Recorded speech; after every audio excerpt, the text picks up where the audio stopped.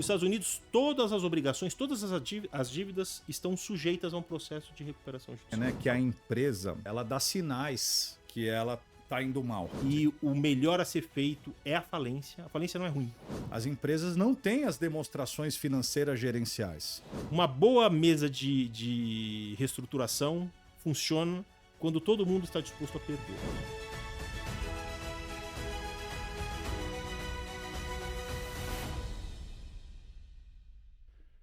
Benvenuti ao podcast A Última Linha. Sou Giovanni Colatico, sou mestre em controladoria, especialista em finanças, e esse podcast tem o intuito de trazer conteúdo para empresários, CEOs, C-levels, diretores, empreendedores, e a gente procura trazer convidados especiais, grandes mentes, áreas do conhecimento diversas, e hoje eu estou com o advogado doutor Rodrigo Dorion, especialista em recuperação judicial. Seja muito bem-vindo. Meu caro Giovanni, obrigado aqui. A última linha aqui, deixar a canequinha alinhada aqui para fazer a propaganda. Muito feliz de estar aqui nesse ambiente, de estar aqui contigo, né, que é um grande consultor, um grande técnico, uma cabeça pensante para o empresário, para o apoio do empresário. Temos isso em comum, né? Gostamos de apoiar os empresários, apoiar o empresariado, e estar aqui nesse bate-papo livre contigo é um prazer, todo meu.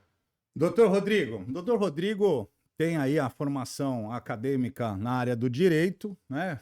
É um filho da PUC também, né? Total. Rodrigo. E hoje leciona, né? Dá aula aí no Mackenzie. Sim. Você dá aula do quê, Rodrigo? No Mackenzie eu leciono Direito Empresarial. Direito Empresarial. Sim. E como é que tá a molecada? Faz 2 anos que eu não dou aula na graduação. Como é que tá essa molecada aí? Olha, eu acho que cada ano os desafios são novos, né? Não vou falar da geração dos alunos, mas tem a distância de gerações, né? Então, eu brinco que os alunos cada ano ficam mais novos, não que a gente fica mais velho, né? E tem uma distância da condição de que cada um vê o mundo, né? De como cada um vê o mundo. E isso vale para todo tipo de proposta acadêmica. Então, hoje eu acho que um professor de graduação, ele tem que ter um cuidado muito especial com o conteúdo que ele quer passar, mas como ele consegue ter a conexão com esse aluno. Se você não tiver a conexão, você pode ser o melhor técnico do mundo. Que não adianta. Que né?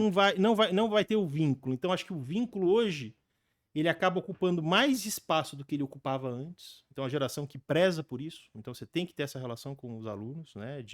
Que envolve acolhimento, que envolve um contato, uma escuta. A gente precisa escutá-los para poder, no final do semestre, olhar para a porta e falar, olha, eu quero que vocês saiam daqui pelo menos sabendo isto.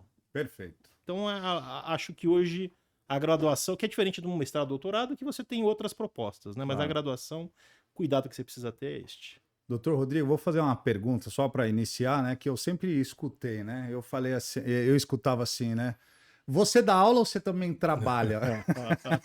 Eu também trabalho e dou aula como profissão também. Pois é, a gente escuta muito isso. Muito. Mas hoje você está com o escritório e a especialidade é recuperação judicial. O escritório é um escritório de direito empresarial, né, que atua em todas as frentes do direito empresarial, principalmente na parte de insolvência, que envolve a recuperação de empresas e falência.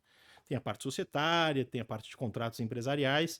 Eu sou responsável principalmente por uma parte que é de administração judicial, que faz um apoio para aquele profissional de confiança do juiz, que apoia o juiz na fiscalização das empresas em recuperação. E também faço um apoio mais indireto, no caso, para as empresas que estão em recuperação judicial. Tem um sócio específico que ele acaba atuando até para que não tenha conflito, mas a lógica é que a gente trabalha para o empresário em crise ou em conflito. Então, a crise e o conflito são comuns no nosso dia a dia. Muito bem. Eu estou no mercado de consultoria já há algum tempo e a recuperação judicial sempre foi visto como o final da linha, né? Não tem mais jeito, a gente vai ter que fazer a recuperação judicial. Isso ainda é assim ou ela já está sendo encarada como uma ferramenta de gestão, né, nesse cenário que a gente vive com questões econômicas, políticas, nacionais aqui internos e agora com um cenário de guerra? Como é que... Eu sei que teve recorde de recuperação judicial no passado, mais de 5.600 pedidos de recuperação, fora a extrajudicial, que depois a gente vai falar. Mas como é que o empresário está encarando quando você chega ao ponto de sugerir para ele por que você não pensa na recuperação? A gente tem um problema de cultura. E esse acho que é o ponto que você toca, e você toca de uma forma muito, muito importante. Que ser falido é um adjetivo pejorativo de talvez séculos. Aquele ali é falido, é quase como um pecador. Isso. Ou quase como alguém que tenha algo perpétuo, pejorativo de forma perpétua. É uma lógica totalmente diferente, por exemplo, se a gente for pensar no direito americano, onde quem tem a insolvência decretada ou declarada não é o sócio, mas a atividade empresarial, as sociedades. Então, um exemplo que sempre dão em aula, por exemplo, é o Trump. O Trump ele teve várias insolvências, mas não ele. Na verdade, as sociedades que ele, Perfeito, na verdade, coloca dentro do mercado para circular bens e riquezas. Essa é a lógica da iniciativa privada, do mercado e do empresário. Aquilo que a gente estava conversando antes de entrar aqui naquele nosso brainstorm. Nessa situação, a gente tem culturas diferentes. Você ir mal no negócio, entrar numa crise estrutural e ter sua falência decretada é algo como se fosse a morte. Em muitos e muitos exemplos. A gente tem isso, até pesquisas, escritos sobre é um pouco a temática. Psicológico. Muito, muito. Tá. Quando, na verdade, aí isso é uma mudança da lei que aconteceu em 2005. Até 2005 a gente tinha a concordata. Isso, Né, que passou para a recuperação judicial. Foi em 2005? 2005. A lei é 11.101 de 2005. Recentemente ela foi reformada, agora em 2020. Ela foi aprimorada em vários pontos. Mas em 2005 a lógica foi a de que a gente... Quem é que quem é que põe a comida na mesa? É o empresário. O direito empresarial ajuda nesse ponto. E às vezes o empresário ele tem uma crise que não é profunda, não é estrutural, é momentânea. Tá bom. E como é que eu salvo esse empresário? Como é que eu mantenho aquela atividade empresarial que gera benefícios como postos de trabalho, tributos e outros benefícios socioeconômicos? Como é que eu mantenho vivo sem que ele tenha a sua falência decretada? A recuperação judicial, na verdade, o processo de recuperação de empresas, que aí tem a extrajudicial também, é pensado exatamente nesse sentido. Aí voltando ao começo da tua pergunta, mudar a cultura. Perfeito. Você estar em crise não é um pecado, não é o final. Né? A gente brinca, não é o final da cadeia alimentar. Não é? Perfeito. Você tem condições, possibilidades de se reestruturar, ou com opções de mercado, que é o seu trabalho. Aí você fala, cara, você precisa mudar tudo isto. Aqui tá tudo errado, tua estrutura. Ou você precisa do teu trabalho e de um apoio, uma tutela jurídica, uma tutela jurisdicional, que é o processo de recuperação, onde você praticamente congela algumas obrigações, algumas dívidas, para que durante um tempo você negocie com aqueles credores e consiga aí reestruturar as dívidas e o seu próprio negócio. Muito bom. Então, de certa forma, é uma ferramenta, né? É uma ferramenta. Eu, aqui no escritório, a gente tem a E-Conexão aqui, a gente se posiciona como escritório de controladoria e, às vezes, a gente recebe demanda de empresas que estão perto de uma recuperação judicial. Sim. E a gente já, né, de alguma forma, fez um trabalho aí de salvar algumas empresas antes dela entrar na recuperação. E é muito isso, é o empresário entender que da forma que ele está conduzindo não é a melhor. Sim. E, portanto, ele está caminhando ali para um abismo, e aí ele tem que estar disposto a mudar. Sim. E aí, a pergunta que eu te faço é isso, né? Sempre é culpa do dono, mas se ele não está de forma humilde dizendo, puta, eu errei, não sei fazer, e aí vem um interventor e fala assim, peraí, que vai por aqui, né? Não faz isso... É isso mesmo? É algo que é comportamental do empresário e ainda tem aquele empresário, não, eu sei tudo e isso daqui é culpa do outro, é culpa do mercado, é culpa do dólar? A gente tem vários fatores que são os causadores da crise. Esse que você descreve, ele é muito comum hoje no Brasil. Tanto, Gil, que a lógica de você poder pedir uma recuperação judicial é você ter no mínimo 2 anos. Tá. Por que o empresário ou uma sociedade empresária não pode pedir recuperação antes? Porque a média é de que muitas sociedades fecham antes de 2 anos. Perfeito. Então você tem negócios que não param de pé.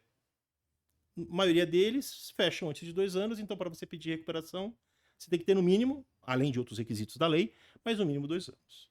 E ainda que o empresário tenha mais de 2 anos, ele pode ter problemas internos de administração da sua estrutura empresarial, má gestão, não entendeu as mudanças do negócio, as mudanças do No mercado. mercado dele.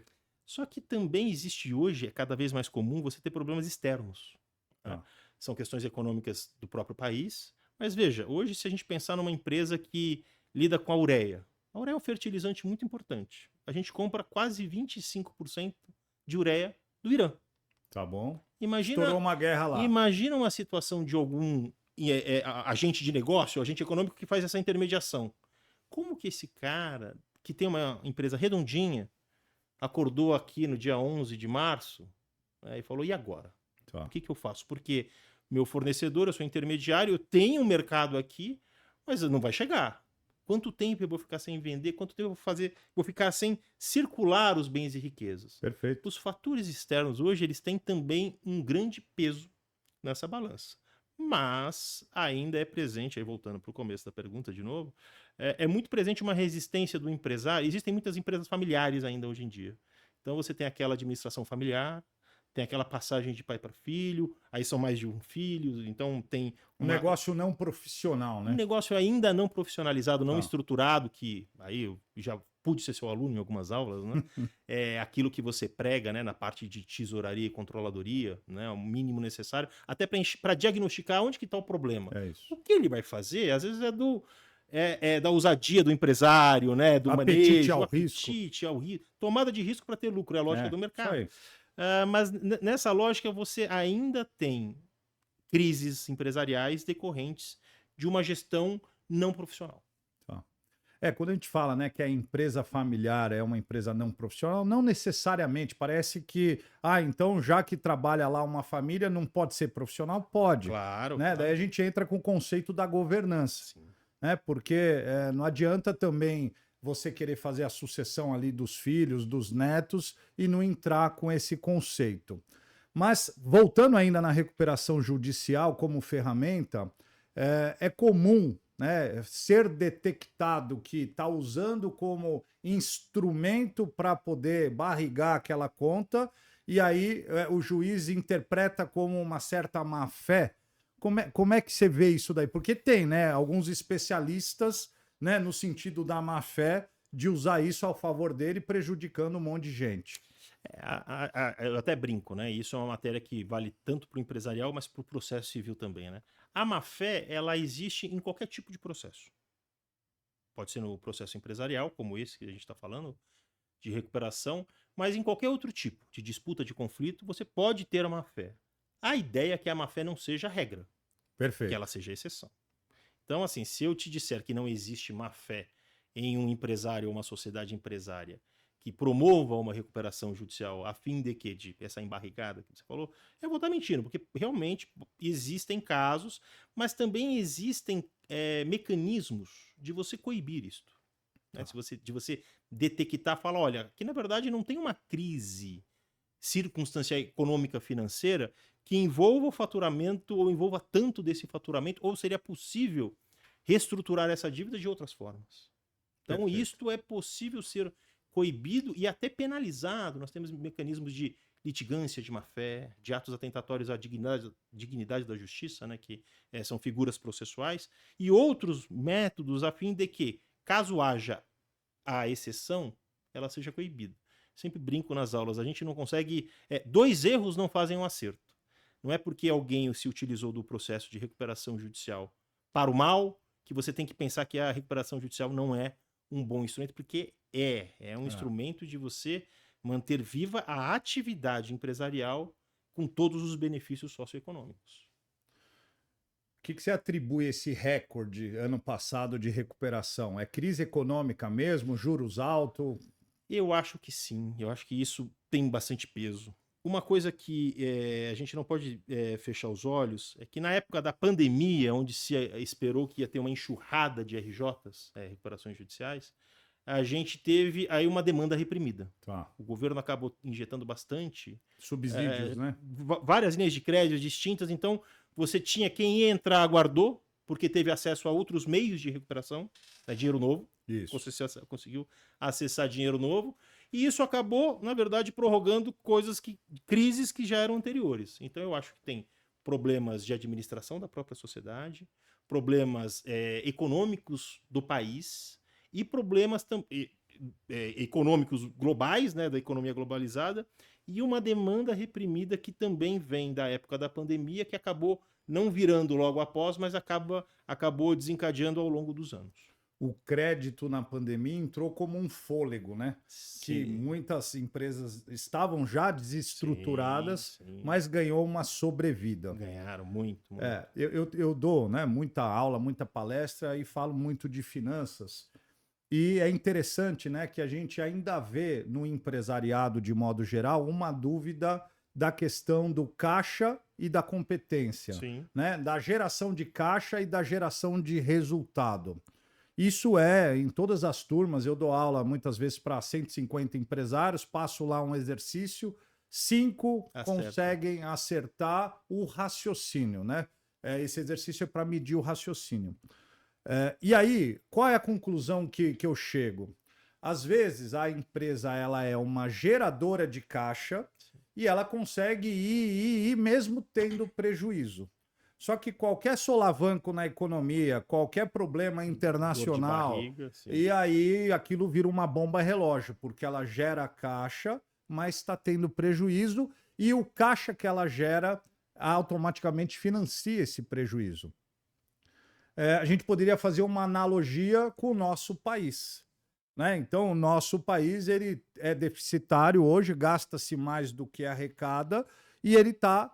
Para gerar caixa, para financiar esse prejuízo, ele tem que manter os juros altos.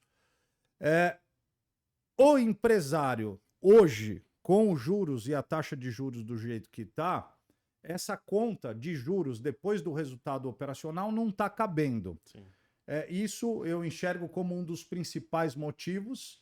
E aí a gente teve um caso recente de um parecer de uma auditoria no Grupo Pão de Açúcar dizendo... né, do risco dos juros altos dentro da dívida. E ali, logo depois, veio a decretação de uma recuperação extrajudicial. Sim. E como é que você enxerga isso? Né? Porque eu não acho, até que essa semana que passou, a gente teve uma notícia boa da taxa de juros. Já teve um corte. Já teve aí uma redução depois de alguns anos, né? Mas como é que você vê? O empresário é consciente... desse juros que ele paga e porque ele está alavancado? Acho que não o suficiente ainda. Talvez esse conhecimento assim do impacto que a lógica dos juros tem para o negócio, eu não sei se é de conhecimento de todos. Mas uma coisa que eu vejo bastante nos investidores se eu tenho uma taxa que está nesse patamar, eu prefiro investir talvez num CDBzinho, né, que paga 14,85, 15,13, do que eu investir em negócios. O risco é muito menor, né? Porque, na verdade, assim, se eu tenho a lógica de que eu vou, no final daquele prazo, estar garantido, aí você tira o imposto, você tira a inflação, o que sobra, que não é pouco, Isso. por que eu vou me arriscar, talvez, a ganhar mais no negócio? Então, quanto maior a taxa de juros, e aí não é uma questão nem político-partidária, é uma questão de entender e ver isso na prática. Quanto maior está a taxa de juros, menor existe o fluxo de dinheiro novo para investir em novos negócios. E isso impacta na recuperação judicial, porque a empresa que está em recuperação ela precisa de dinheiro novo. Se talvez os juros estivessem bem menores, seria interessante você ter mais investimentos, tanto em empresas em recuperação quanto em empresas comuns, novos negócios, startups. Então, eu sinto que essa lógica existe, né, de você deixar de investir em novos negócios para colocar o dinheiro aí nesses títulos vinculados ao fundo garantidor, né, que ainda não tem até, aí você faz vários, você faz aquele controle, do que você colocar nesses novos negócios. E isso é importante para a empresa que não está em crise, e principalmente para a empresa em crise. A empresa em crise, ela precisa de dinheiro novo. Em 2020, a gente teve uma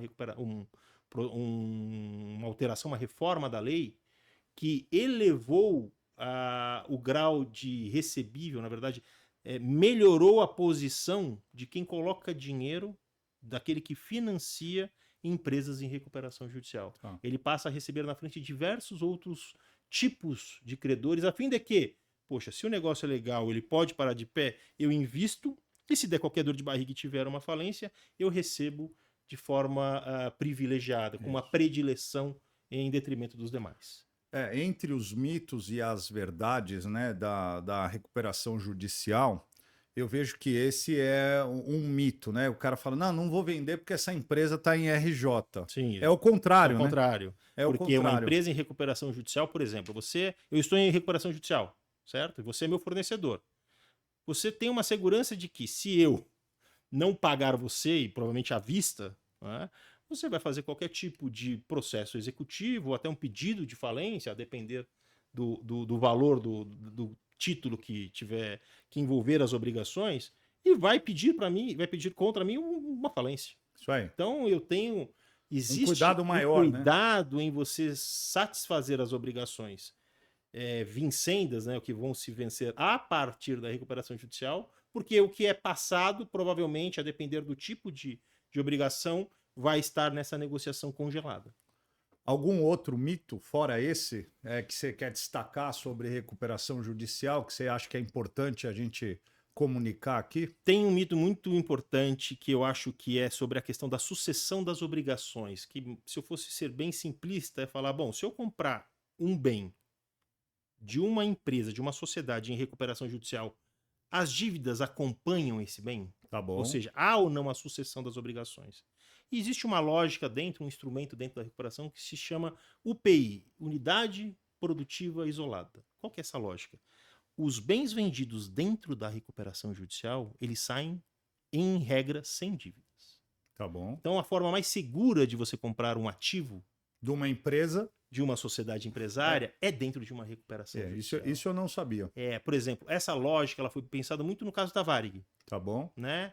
Aí você tinha aquela questão dos direitos, as linhas aéreas, né? E outros ativos onde que houve a separação praticamente do joio e do trigo, onde você vende o trigo, sem as dívidas que remanesceriam naquele bem se não houvesse uma recuperação judicial. Mas é claro que se esse bem, né, aqui no exemplo, a caneca, ele é um terreno, um imóvel, esse dinheiro fica dentro da empresa, né? É uma forma de dar liquidez para a empresa. Exatamente. Eu vendo para o Giovanni. O Giovanni é um investidor. Ele compra ativos em uma recuperação judicial. Ele comprou o terreno. Ele pagou um valor até mais barato que o mercado. É do Giovanni. Todo o dinheiro entra na recuperação judicial e esse dinheiro serve para pagar, para fomentar a empresa e pagar os credores. Perfeito. Então, assim, é uma forma de circulação de bens e riqueza segura, onde garante que investidores possam colocar o dinheiro em uma recuperação judicial ou para investir na empresa ou para adquirir ativos, e nessa hipótese, por meio dessa UPI, sem ter a sucessão das obrigações. Ainda nesse exemplo, esse bem, se ele tivesse indo para uma busca-apreensão, indo para um leilão, na hora que você dá a recuperação, suspende esse leilão? Como é que é? Sim, por exemplo, nós temos, diferente do processo americano, né, que é regido pelo Bankruptcy Code, né, o Chapter 11, nos Estados Unidos, todas as obrigações, todas as dívidas estão sujeitas a um processo de recuperação judicial. Tá bom. No Brasil, nós temos algumas obrigações que são consideradas extraconcursais, ou seja, não estão sujeitas ao processo de recuperação judicial. Então, se eu tiver numa ação de execução, penhora, leilão marcado, e aquela obrigação for concursal, ou seja, sujeita, suspende tudo. Tá bom. Agora, se for de uma obrigação, de uma dívida cuja natureza é extraconcursal, não sujeita, a gente tem duas opções. Se o bem for essencial durante o prazo do processo, que a gente chama de stay period, o bem não pode ser vendido, só durante aquele prazo. Essencial é uma máquina que faz acontecer o negócio, um caminhão, se for uma transportadora. Cadeia de produção. Você enxerga a cadeia de produção, está na cadeia de produção? É essencial. É essencial. Então, durante o stay period, que é um período de respiro, que é 180 mais 180 dias, aquele bem, mesmo sendo extra, de uma obrigação extra concursal, ele ainda não pode ser alienado. Passado esse prazo, ok. Só que se a obrigação for concursal, aí ela trava na hora, não pode ter o leilão. Tá bom. Você vai resolver a dívida dentro do processo de recuperação e, se tiver a falência, aí vai para o processo falimentar. Ou se tiver o acordo, a aprovação do plano de recuperação, aquela dívida ela é novada, como se você renegociasse e tivesse um ok, um aceite da outra parte. Perfeito. De forma coletiva, lógico, né? Eu costumo dizer, né, que a empresa ela dá sinais que ela está indo mal. Sim. Né? Então, não é que a empresa entre em recuperação judicial de um dia para a noite. E os sinais você enxerga nas demonstrações financeiras. O que eu enxergo como problema no Brasil hoje? As empresas não têm as demonstrações financeiras gerenciais. Estou falando do básico bem feito. Estou Sim. falando de um fluxo de caixa, de uma demonstração de resultado. Só aqui são dois instrumentos, um olhando eficiência operacional, se dá lucro ou prejuízo, o outro mostrando o fluxo do dinheiro. Sim. E tem o terceiro demonstrativo, que é o balanço patrimonial, que eu enxergo que o empresário tem como uma verdade que isso é um instrumento do contador. E ele enxerga o contador como aquele cara que só está ali para fazer as questões legais, burocráticas, né? Atender às obrigações ali, as obrigações fiscais. Sim. Ele não enxerga o balanço como um instrumento de gestão. E eu, estudioso da ciência há quase 30 anos, eu sempre entendi e continuo defendendo que é o principal instrumento, porque é ali que você vê tudo que você tem, né? Então, em que linha que está a sua riqueza que você gerou e para quem você está devendo. E aí vem, né, a visão do empresário, e o empresário de forma mediana aí, em termos intelectos de finança, ele acha que dívida é ruim. Sim. Essa é uma verdade que ele traz. E aí, quando ele toma dinheiro para se alavancar, comprar um ativo, mesmo que de longo prazo, ele fala: que horas que eu vou parar de pagar prestação e que horas que eu vou parar de ter dívida? E aí a maioria não entendeu que o jogo não é esse. Ele pode sim, né, ficar a vida inteira trabalhando com capital de terceiro. Sim. E aí a gente entra no conceito que é o conceito da estrutura de capital. Então eu tenho aqui um bolo de ativos, e ele só existe ou porque eu pus dinheiro, né, no capital próprio, ou alguém pôs dinheiro, que seria o capital de terceiro. Quando a gente fecha esse raciocínio e mostra para o empresário que ele pode sim trabalhar com dívida, você começa a dizer para ele assim, então o seu trabalho é ter, por exemplo, um bom CFO que tem relacionamento no mercado financeiro e que vai estar sempre captando dinheiro, né? Que é o tal dinheiro novo. E às vezes o dinheiro novo é para arrolar a dívida, né? E ele manter aquele estoque de dívida, que é o estoque que acompanha a estrutura que ele determinou como sendo a estrutura de capital. E aí, né, a pergunta: quando a empresa entra para a recuperação judicial, tem um padrão dessa estrutura? E aí, aonde que eu quero chegar? Puta, a maioria está 80, 20, 90, 10, né? Então, eu estou querendo dizer, qual é o tamanho na média? E aí, acho que cabe até uma pesquisa para a gente olhar isso. Dessas 5.600 empresas que ano passado entraram na recuperação, quanto que era capital de terceiro dentro da estrutura de capital deles? Tem esse número ou não? Não, não tem, mas é interessante. A gente tem vários núcleos de pesquisa, né? Tem um núcleo até que eu participei por anos na PUC, que é o NEP, né? Que ele faz o núcleo de estudos sobre a insolvência, né? E tem estudos empíricos, né? Qual é, por exemplo, o faturamento, se a empresa é de lucro real ou presumido. Esse tipo, nesse nível de detalhe, eu não lembro de ter tido no NEP alguma pesquisa e nem outra que eu tenha lido, mas a gente tem vários fatores aí econômicos ou contábeis econômicos que a gente realmente analisa. Que legal.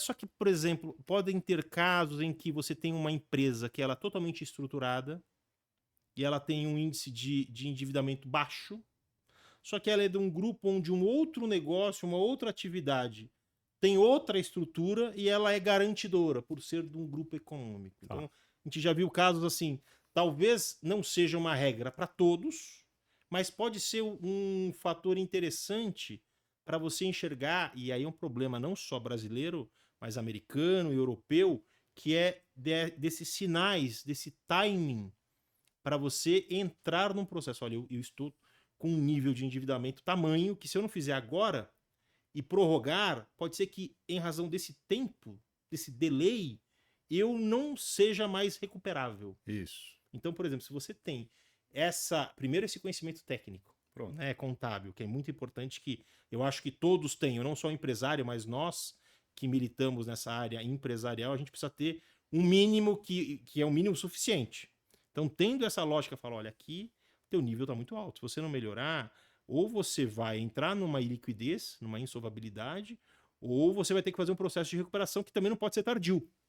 Né? Então, se a gente tiver, talvez, em algum momento, um maior conhecimento nessa técnica, com essa pesquisa mais pormenorizada, a gente possa ter aí sim bons indicadores. Mas eu acho que agora, com a inteligência artificial, é jogar isso numa base de dados e a gente conseguir extrair um monte de saber ali que, né, que é comum, que entra numa lógica.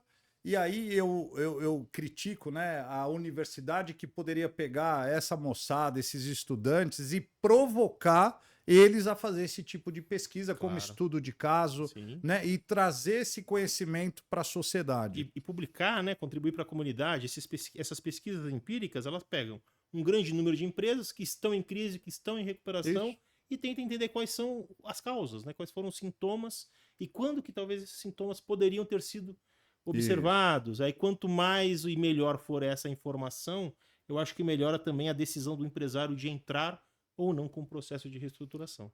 Mas eu não vejo o empresário enxergar a universidade como um ponto de saber para ele poder ir em busca de se aproximar. E isso é triste. Não, né? Você citou aí os Estados Unidos, lá é muito comum isso, né? Muito. Então, acho que cabe, e a gente transita nas maiores universidades, eu acho que fica um recado para o pessoal das universidades que descolou, né? Eu não vejo o empresário valorizar a universidade como um ponto de saber. E investir, né? Porque a pesquisa custa. Custa, claro. E a profissão é linda de pesquisador, né? Então, por exemplo, nos Estados Unidos, se a gente pegar como exemplo, você tem o pesquisador. Qual é a sua profissão? Eu sou pesquisador. Tá aí o caso da doutora, acho que na Universidade Federal do Rio de Janeiro, que conseguiu fazer o menino andar. Sim, claro. Veja, e aí uma coisa. A gente está entrando na área da saúde, mas é a mesma coisa. É um benefício social talvez maior, claro, né, se a gente for pensar, mas realmente depende de dinheiro, depende de pesquisa, e depende de você criar esse campo de, olha, eu tenho como profissão, a brincadeira, né? Você dá aula ou também trabalha. Se você fala, eu sou pesquisador, o cara fala, mas você faz alguma outra coisa aqui no Brasil, né? E lá não, lá é uma carreira estruturada, não remunera bem. Isso aí. Isso é importante. É uma cultura que a gente não tem, né? Talvez a gente esteja adquirindo, mas o investimento, assim, é um ciclo, né? Você tem que pensar que o empresário investe na universidade, que gera pesquisas, que fomenta o negócio desse empresário, que continua investindo na universidade e faz um circuito fechado aí frutífero. Eu diria que é o conceito de investimento. Você põe dinheiro para ter retorno. Exatamente. Né? Então, é colher esse retorno. Mas antes de darmos sequência a esse bate-papo com o Dr. Rodrigo, é importante, né, que você que está escutando a gente se inscreva, dê um like aqui para a gente, transmita esse conteúdo para algum empresário, algum CEO, algum C-level do seu relacionamento, para que tenha acesso a saberes como o do Rodrigo. Então fica aí o convite para que a gente ajude a divulgar esse conteúdo. E a ideia é essa mesmo, é trazer um pouquinho a proximidade de pessoas como você, Rodrigo, para pessoas que não estão na universidade poder ter acesso. Tá? Então, eu não tenho dúvida que está descolado. Né? E como é que a gente cola? Hoje é isso aqui. Né? Esse ambiente de podcast, esse bate-papo. Eu brinco que eu entrei na PUC com 17 anos, 1997, e saí faz 2 anos. Né? Então, 27 anos, 28 anos, eu passei lá dentro. Sim. Né? E aí eu estou transitando agora num ambiente que você conhece, que é o G4, onde só tem empresário. Né? Então, não dou mais aula para o aluno de graduação, pós-graduação, o executivo. Eu falo com dono de empresa. E eu escuto muito isso e fico triste. Né? Porque eu tenho toda uma carreira, uma vivência na academia e no qual, e a gente estava conversando ali antes de começar a entrevista, o dinheiro está na empresa. Sim. Né? Então você estava contando algumas histórias e acho que você pode trazer. e a sociedade tem que entender que é na empresa que está o dinheiro. Então, não adianta se afastar, achar que são coisas diferentes, não é isso? A lógica nós temos uma sociedade, você vai na Constituição, lá o artigo 170, a sociedade é a sociedade do capital, né? Nós temos uma lógica capitalista onde tem como a predisposição do desenvolvimento do mercado a iniciativa privada. Tá. O Estado entende que ele não tem todas as condições de desenvolver o mercado, ele delega para o privado, que desenvolve, mas o Estado fiscaliza, né? O Estado, em algumas coisas, ele concorre, então a gente tem alguns bancos de estrutura também pública, né, de economia mista, mas a gente tem a lógica que é o privado que desenvolve. Então, quanto melhor for este mercado, ou melhor a atuação para este empresário, por isso que, ao dar aula de direito empresarial, a gente visa que criar maior segurança jurídica para ter mais empresários com uma concorrência mais sadia e a gente poder ter acesso de uma forma mais fácil, menos custoso a toda a demanda, né? Perdão, a toda a oferta de produtos e serviços. Né? Veja, hoje a gente tem uma condição de, no iFood, no aplicativo, a gente pedir uma comida e dependendo do prédio chega na porta da sua casa. Isso aí. Bonitinho. Né? Você tem o custo daquilo, mas o quanto que isso envolve num desenvolvimento de mercado, pensando na lógica de outros países. Você não precisa ir longe. Você tem uma lógica de talvez não ter um comércio, um mercado de consumo tão evoluído em vários países europeus, que ainda assim estão ali nas maiores economias, se a gente for pensar em comparar conosco, que tem um baita mercado de consumo. Eu diria que o Brasil é um baita mercado de consumo. Tem hoje uma classe A muito atuante aí e cresceu. Tem muita gente milionária, né? E a gente fala o milionário com o equivalente a mais de $1 milhão aplicado. Tá. Muita gente, acho que, se eu não me engano, são 140 mil pessoas. E esse mercado de luxo, ele existe, essa alta renda.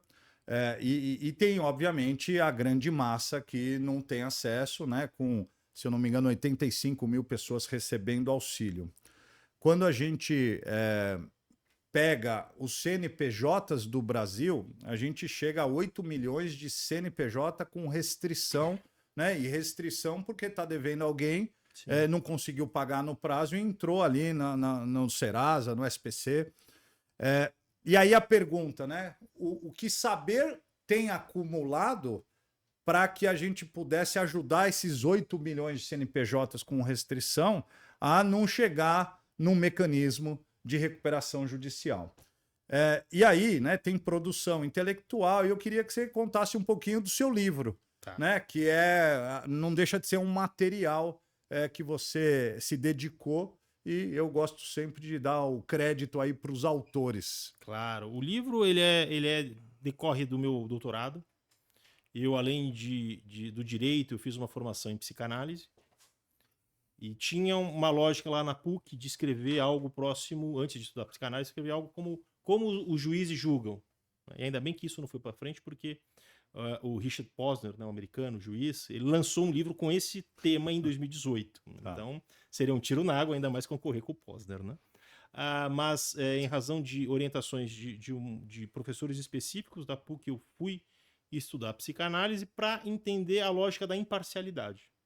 Então, o livro ele se chama Imparcialidade no Divã, onde eu busco analisar não só sobre o viés do direito, mas sobre o viés da psicanálise, qual é a lógica ou quais são os fatores que constituem um julgamento imparcial. Perfeito. Pensando que o sujeito, né, o ser humano, ele é sujeito, né? Então ele é um sujeito já logicamente, naturalmente parcial. Tá. Nós somos parciais por natureza. O que a gente precisaria fazer para atingir um estado de imparcialidade que eu chamo mínimo. Existe um estado mínimo de imparcialidade que é possível para o julgador. Não pensando só no juiz, porque tem o árbitro, tem o júri. Né? Então o livro ele transita dentro dessa lógica da imparcialidade e hoje é algo muito presente. Né? Hoje que a gente tem acesso a toda a estrutura do Poder Judiciário, os principais casos, a imparcialidade sempre é momentaneamente destacada. Né?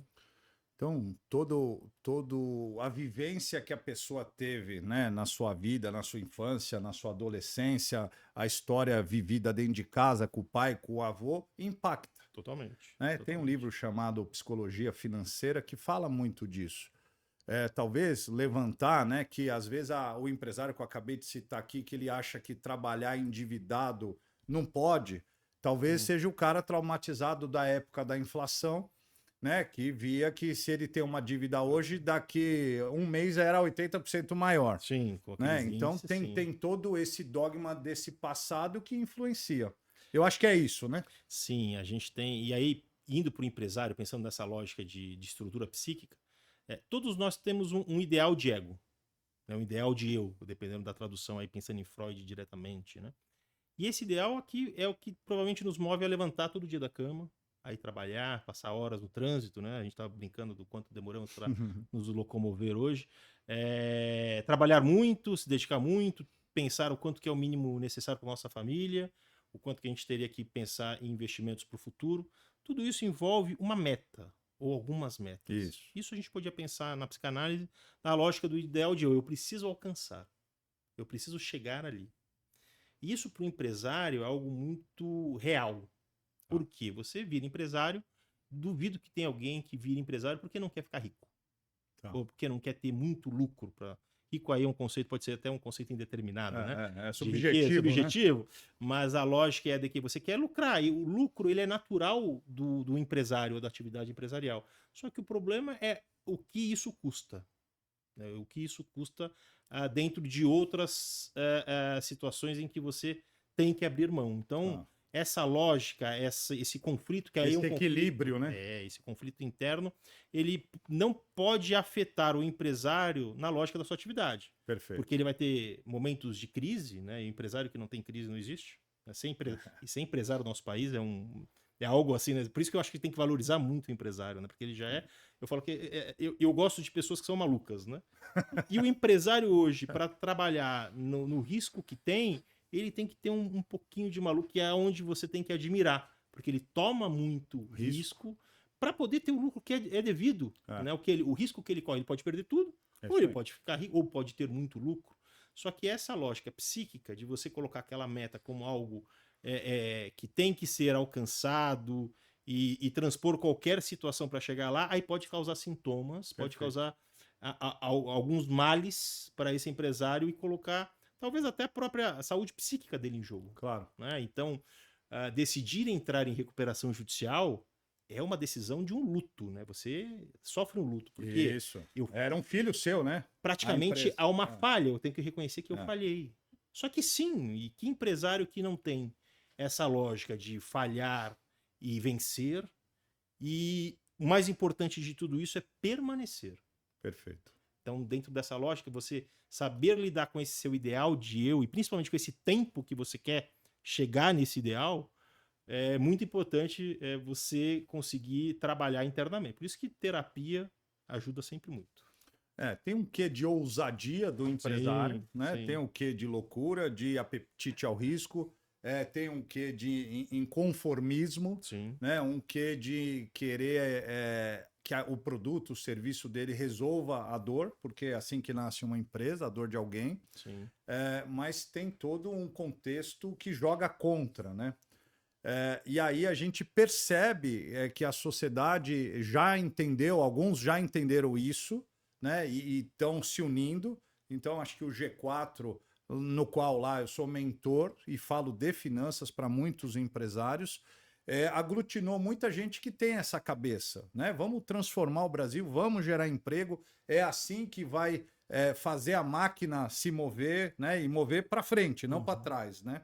Mas ainda tem um pessoal que ainda vê o empresário não como herói, mas como vilão. Sim. É triste, né? Faz parte, na minha concepção, dessa ignorância, e a ignorância é quando você ignora, não é ser agressivo, né?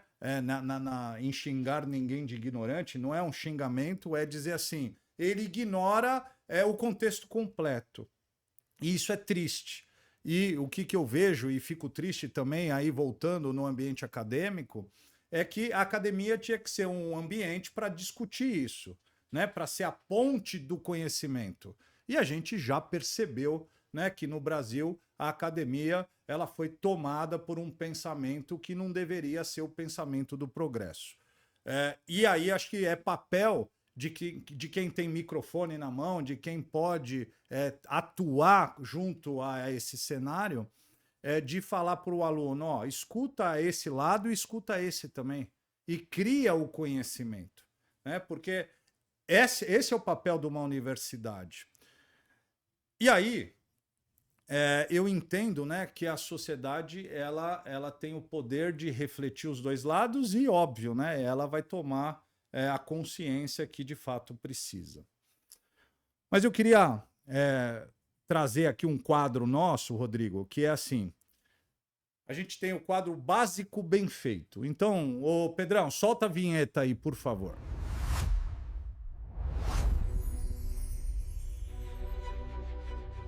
A pergunta que eu faço, né, para todo mundo que vem aqui é: o que é o básico bem feito para você dentro da gestão e reestruturação de uma empresa? Essa é uma bela pergunta. Básico bem feito. Vou fazer essa na próxima banca de mestrado e doutorado que eu for Boa. examinar algum colega, que realmente isso é algo que ele precisa ter uma noção. Né? Porque não adianta a gente só criticar no micro sem pensar no macro. Eu acho que essa pergunta é a pergunta do macro. Né? O que precisa ser feito para reestruturar? Eu acho que o primeiro ponto é entender se você está numa crise, se a crise é circunstancial, ou seja, se ela é momentânea, se ela é possível ou passível de ser reestruturada, ou se não, se a crise ela é estrutural e o melhor a ser feito é a falência. A falência não é ruim. A falência é boa porque ela tira do mercado aquele empresário ou a sociedade empresária que não conseguiu se adequar.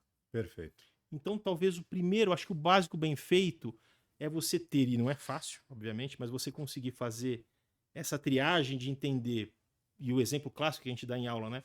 Quando a Kodak, que era uma baita empresa, quando nós éramos pequenos, 97% no mercado. Você ia para São José dos Campos, a Kodak era maior que o CTA, onde fica o ITA. Né? Então, só para você ter ideia como que era a Kodak. Você entender que a Kodak ela entrou em processo de falência, de insolvência, não porque houve uma má gestão interna, mas porque o negócio de filme evoluiu. Evoluiu e virou máquina. Então, ali a crise, máquina digital e depois o celular, hoje a gente pode fazer, né, filmagens, mas a crise, ela não era momentânea. Ela era uma crise do negócio estrutural. Aquele negócio é como se hoje nós dois saíssemos daqui e montássemos uma sociedade empresária que faria máquinas de datilografar. Isso aí. A gente ia atingir um público somente de só retrô, né? O cara que gosta daquela coisa, Olivetti, né? Vamos lançar uma nova, de decoração, nova né? Olivetti, a gente compra a marca. Né? Eu acho que o básico bem feito é você, fazendo bem esse diagnóstico, saber qual instrumento aplicar. Porque se a empresa é reestruturável, aí, poxa, você abre um leque. Show. Eu vou pegar dinheiro novo, eu vou transformar a dívida em equity, né? Vou criar ali, meus devedores vão ser meus sócios acionistas, eu vou vender parte do ativo, eu vou vender todo o ativo e vou pagar, com o dinheiro que eu recebi, eu vou usar todo para pagar os credores, e aí eu empato, né? Ou eu vou, sei lá, mudar a área que eu vou... Então, se o negócio é reestruturável, a gente tem um caminho. Agora, se ele não for perseguir, continuar numa RJ, numa recuperação judicial ou extrajudicial de um negócio que não é reestruturável, a gente está gastando tempo, dinheiro, investimento para um final, para, olha, a gente já sabia que não ia dar. Então, acho que o básico bem feito tem vários fatores e vários elementos, mas ele passa por um olhar clínico que vai do contabilista ao reestruturador jurídico, financeiro, de chegarem e falar, olha, para de pé. Pode. Se pode, eu acho que tem a chance. Então tem hipótese. Agora, se a gente já reúne e entende que aqui, olha, a grande chance é de não conseguir, de não ter esses elementos de reestruturação, o básico bem feito é ir para a falência e não ir para uma RJ. Então, no final, o gestor financeiro tem um grande papel aí, né? A gente brinca, Gil, que eu faço bastante mediação também, né? Por causa da questão da psicanálise, do conhecimento. Então, em alguns casos, eu sou nomeado como mediador. Quando abre a tela, as mediações hoje são praticamente online, né? Quando abre a tela e eu vejo, por exemplo, que tem o financeiro da empresa em recuperação e o financeiro do banco, eu paro e faço um destaque. Falo, hoje eu quero destacar a presença aqui do financeiro do Banco do Brasil, do financeiro do Banco Caixa, do financeiro do Banco Bradesco. Aí, só de forma exemplificativa, porque aquela pessoa estando dentro, é ela que vai fazer o desenho financeiro do instrumento de recuperação. Pronto. Se ele está sentado na mesa é porque nós temos um bom sinal. É. E eu faço esse destaque, não é jamais por brincadeira, porque eu acho que o negócio é sério demais, mas porque eu quero que ele continue. E eu, como mediador, no manejo, eu tenho que saber como reatar laços que foram quebrados. Viabilizar, né? É isso. E o financeiro, ele tem um espaço importantíssimo na mesa, e quando se tiverem financistas aqui assistindo, saibam da sua importância, participem desses procedimentos de solução de conflito. Pode ser que dê errado, mas assim, só de vocês estarem, há maior fé na possibilidade que o conflito possa ser solucionado. E no final, posso estar enganado, os maiores credores de uma recuperação judicial são sempre os bancos. Costumeiramente, sim. Fundos, grandes fundos, bancos. Bancos, sim. o mercado mesmo. Nós temos um credor que é o fisco, né, que são os créditos tributários, que na verdade eles não são aqueles não sujeitos ao processo de... Eles são sujeitos à falência. Olha que coisa curiosa. Por isso que precisa de um advogado bom, né? Eles são sujeitos à falência, mas não sujeitos ao processo de recuperação. Então, assim, se você for pensar, uma companhia pode estar com dívida tributária grande, mas ela, dos créditos que são sujeitos, a maioria sim são as instituições financeiras, são as IFs. Sim. E por isso que senta o financeiro do banco, porque ele é o maior interessado em recuperar. Quando o banco entende esse diálogo, entende que o caso é possível, a empresa vai parar de pé, é possível aquele meio... Ele colabora. Ele chega e fala, olha, eu acho que esse desenho não funciona, mas este funciona, a gente está perto. Que legal. Então ali é uma cabeça pensante e assim, você trazer... brincando com a questão de futebol, é trazer mais um meia para jogar pro seu time. Perfeito. Então você fala, um meia bom, né? Eu tenho meia aqui, eu tenho 2 meias. Então a articulação vai ser muito maior. E o que tem na mesa nessa discussão? Demonstrações financeiras. Muitas, porque elas são fundamentais para você chegar assim, e aí falando mais como psicanalista do que como advogado. Uma boa mesa de reestruturação funciona quando todo mundo está disposto a perder. Tá bom. Então você vai perder, vou perder, e cada um enxerga o quanto que cada um vai perder. Isso funciona, isso ajuda. Vamos se ajudar, então, quando a gente tem uma comunhão de perdas, né, e curioso que a doutrina fala sobre a comunhão de interesses dos credores, né? E eu, quando escrevo sobre o tema, eu falo da comunhão de perda. Quando você tem comunhão de perdas, você ganha em muito a chance de fazer um acordo. Mas esse acordo passa, então, depois da parte psicológica, precisa da parte financeira. Não existe no final. Não tem como, Não tem como. Você pode sair, olha, virei teu amigo. A gente tentou, mas ali o financeiro, no final, a ponta do lápis é ele que vai fazer o desenho. O que eu faço analogia, né? Você não tem como dar um remédio para uma empresa se você não vê, ou para uma pessoa, fazendo analogia, se você não viu os exames dela. Né? Então, vou no médico, tô com dor, tá bom, calma, faz o exame, traz aqui para eu tentar entender o que você tem. E aí vai ter alguns cruzamentos, exame de sangue, de urina, de imagem. Sim. E aí o médico olha aquilo lá, ele já estudou, ele já entende os sintomas, não podia dar esse indicativo e deu. E aí ele fala, puta, toma esse remédio, vamos acompanhar 7 dias e vamos ver o que vai acontecer. As demonstrações, a clareza, o básico bem feito que eu falo aqui e falo em toda a aula, que é ter, né, balanço DRE, fluxo de caixa, porque daí eu sei se eu vou ter dinheiro para pagar, eu sei se está dando resultado positivo ou não, e aonde está o dinheiro para quem eu devo. Isso é o básico. Sim. É essa clareza que permite criar o plano. Né? Então, para quem está ouvindo, né, o empresário, não resista a ter o básico. E porque a tecnologia evoluiu tanto, todo mundo fala, não, tá no sistema, mas estar no sistema não significa que você tenha a clareza que você precisa. Então, fico feliz, né, de ser um especialista nisso e dizer que o que vai ajudar a recuperar uma empresa são as demonstrações financeiras com acurácia. Também não adianta ter uma demonstração financeira fictícia, né? Claro, tem o seu peso. Isso tem o seu peso até dentro do processo de recuperação. Quem é administrador judicial, ele apresenta relatórios mensais de atividades da empresa. Perfeito. Que são as demonstrações contábil-financeiras. Sim. Para quê? Para o credor saber se no final, na hora de aprovar ou não um plano, na hora de votar na Assembleia Geral de Credores, ele fala, poxa, a empresa não faturou nada nesse 1 ano de recuperação. Como que ela está dizendo que vai faturar agora 10 vezes aquilo? Pois é. Então, se você tem relatórios... Quer enganar quem, né? É isso. Você tem relatórios financeiros transparentes, isso apoia a decisão final, a deliberação real sobre o processo de recuperação. E como é que o direito empresarial, né, ele atua nessa proteção do patrimônio do empreendedor? Porque, veja, tem até chegar no momento da recuperação, tem todo ali uma discussão.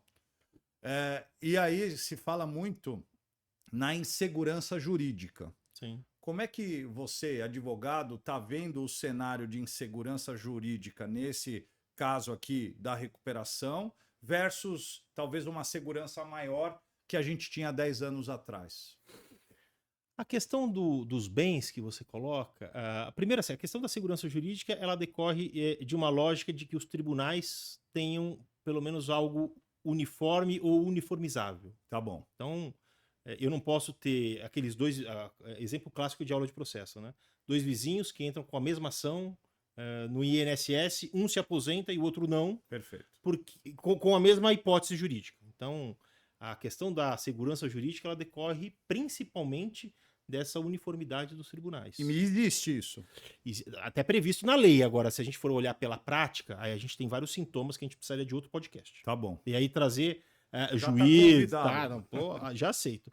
Mas também a questão do patrimônio, dos bens, a gente tem uma lógica do princípio da autonomia, dos bens, autonomia privada, pensando na separação do sócio para a sociedade. Tá bom. Então, só o direito que você tem esse número de CNPJs, tirando o empresário individual, mas das sociedades, né, tanto empresárias quanto simples, a lógica de que quando você constitui uma sociedade e ela tem personalidade jurídica, você tem o princípio da separação de bens.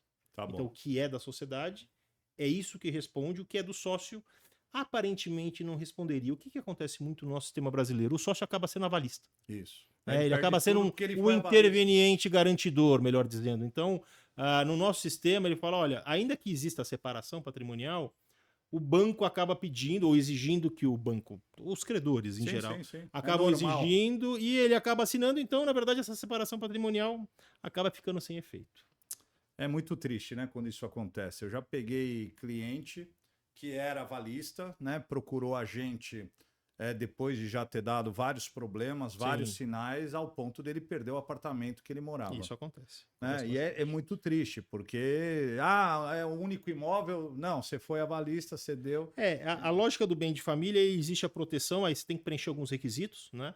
Mas você pode, às vezes, ter o próprio bem que é de família e você aliena ele fiduciariamente porque precisa de dinheiro. É isso aí. E o empresário, quando ele está naquela lógica do ideal, que a gente falou há pouco tempo atrás, às vezes ele fala, ó, eu vou me recuperar. Eu preciso de mais disso. Só uma fase, né? Envolvo o imóvel que eu moro com a minha família, o do meu pai. Ele é otimista, que já é um senhor, o do meu sogro. E aí vai numa lógica de você ter esse envolvimento quando tudo está tomado. E aí essa exceção do bem de família às vezes nem cabe mais. Bom, você que está assistindo, né? Eu acabei aqui junto com o time montando um material que seria um e-book sobre gestão empresarial, né? Obviamente com um enfoque financeiro. Então, você que tem interesse, vai ter um QR Code aqui na tela e você pode baixar o QR Code com esse conteúdo feito com carinho. Então, acho que é um presente aí para quem está assistindo a gente. Quero ganhar o meu também. Não, eu vou te mandar. E assim, entender finanças empresariais está provado e comprovado, e isso não existe hoje, existe no mundo inteiro, que é fundamental para a tomada de decisão. Eu sempre falo que tomada de decisão você vai tomar de qualquer jeito, né? Você tendo 2 opções, você tem que tomar a decisão. Sim. E se você tem clareza na decisão que você vai tomar, a chance de você ir para o caminho certo é melhor. Então, é sensível a falta de clareza no desempenho da empresa. Quando a gente parte para a recuperação, eu queria que você falasse um pouquinho a fase antes. Tá. Né, que tem a recuperação judicial e a extrajudicial. Sim. Né, que só para a gente encerrar, porque foi falado no começo, do caso Pão de Açúcar. Né? Então, por que foi extra e não a judicial? Você tem, assim, para pensar de uma forma geral, os processos de reestruturação de empresa, você tem a recuperação judicial, que aí você envolve todos os seus créditos sujeitos àquela explicação que eu te fiz antes. E você tem a recuperação extra. Qual a diferença? Na extra, você não precisa envolver todos esses créditos que seriam sujeitos a uma RJ. Então você tem um corte diferente que você pode fazer. Eu quero fazer apenas com os meus fornecedores não financeiros. Tá então eu bom. tiro os bancos, ou contrário, só com os financeiros. Perfeito. Então todas as instituições e os meus fornecedores de insumo eu não coloco. Então você tem cortes distintos que são possíveis de fazer. E existe um processo principal, ou talvez mais recorrente, de recuperação extrajudicial, que é aquele que você entra tendo que ter um quórum de 50 mais 1, Tá bom. só que você pode entrar tendo 1/3 desses 50 mais 1 de forma prévia. Então, eu tenho 33,33% dos meus credores já aprovando um plano de recuperação, Perfeito. de reestruturação. Você já entra na reunião combinado. Eu já entro com o processo tendo este sinal. E é um sinal para o mercado. Uhum. Né? Onde você precisa, dentro do prazo de 90 dias, equalizar esse quórum de 50 mais 1. Tá. É um processo muito mais curto. Tá bom. Envolve uma negociação, inverte alguns fatores. Por exemplo, na recuperação judicial, o plano é votado só lá no final, na Assembleia Geral de Credores. Tá bom. Aqui o plano já foi apresentado e 33,33% já aceitou, né? Que é a recuperação extrajudicial impositiva, que a gente chama. Então, é um meio de reestruturação com as suas nuances. Tem várias outras que a gente poderia também falar, talvez em outro momento, mas a principal diferença são meios de reestruturação, tanto entendido. a judicial quanto a extrajudicial.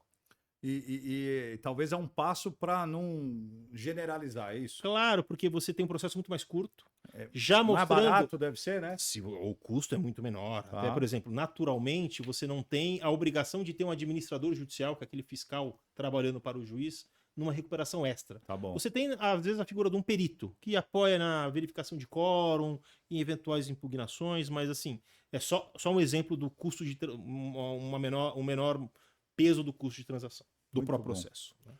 Rodrigo, estamos estourando aqui 1 hora de bate-papo. Primeiro, queria te agradecer. É um papo incrível. A gente poderia ficar falando aqui. Sim. Acho que tem muito empresário com essa dor hoje, passando dificuldade. Né? Fiz questão de trazer esse assunto recuperação judicial para ver que não é o fim da linha, pode ser um instrumento. Claro. Né? Precisamos estudar, óbvio, o caminho. Não dá para falar, vai aqui porque é o instrumento. Não, Claro. calma, porque senão, né, parece que a gente está incentivando. Acho que tem que ser estudado. E para encerrar, queria que você fizesse a sua consideração final, né? Não sei se você quer algum assunto que você queria trazer para a gente e não falou, né? Mas o microfone é seu aí. Eu queria agradecer esse espaço, né? Pensando que isso que você propõe aqui na última linha, né? Fazer aqui, deixar a caneca de frente de novo, fazer a propaganda, mas é um espaço saudável de debate para que aquilo que talvez ainda falte um pouco na universidade, a gente pode trabalhar para fomentar, o empresário pode ter. Porque o empresário que escuta e tiver em sintoma de será que eu falhei? Será que é o fim? Ele pode ser, pode ser que tenha que ser a falência. Claro. Mas pode ter outras alternativas. Então, só de ouvir um podcast como esse, e não só essa entrevista, mas todas as demais que você faz, e que quem quiser acessa, vai ter aí um material exclusivo, mas é um espaço saudável de pensar a atividade empresarial, com todas as suas nuances. Então, acho que eu queria dar o parabéns, agradecer o convite, mas dar o parabéns por esse espaço, que eu acho que deveriam ter mais espaços como esse, e como esse espaço é muito saudável, que a última linha aí seja muito frutífera no seu caminho de fomentar essa educação empresarial. Muito bom. Obrigado. Rodrigo Dório, doutor Rodrigo Dório, professor universitário no Mackenzie, advogado, né? Especialista em recuperação judicial, autor de livro. Né? Então, o nosso podcast quer trazer gente especialista, porque ninguém sabe tudo, né, Rodrigo? Claro. Eu sou bom em algumas coisas de finanças, confesso que sou bom mesmo, mas tem tema que a gente tem que trazer o especialista. Claro. E se o empresário entender que ele não pode ser bom em tudo também, né? Então acho que a gente faz um time, se ajuda, né? E constrói um país melhor. Então, obrigado a quem está aí nos assistindo, nos acompanhando. Transmita para quem você entende que público para assistir esse tema. E encerro, né, dando um grazie mille, grazie a tutte. Tchau! Grazie tanti. Não falamos no italiano. É verdade. Né? Uma próxima a gente já inicia e segue. E aí, no próximo, você vai contar um pouquinho você morando lá na Itália. Vou, pode deixar. Combinado. Grazie! Tchau.